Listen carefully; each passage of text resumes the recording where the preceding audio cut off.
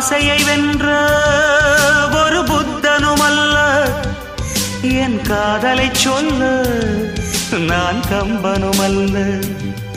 உன் காது கடித்தேன் நான் கனவினில் மெல்ல, இன்று கட்டி அணைத்தேன் இது கற்பனை அல்ல.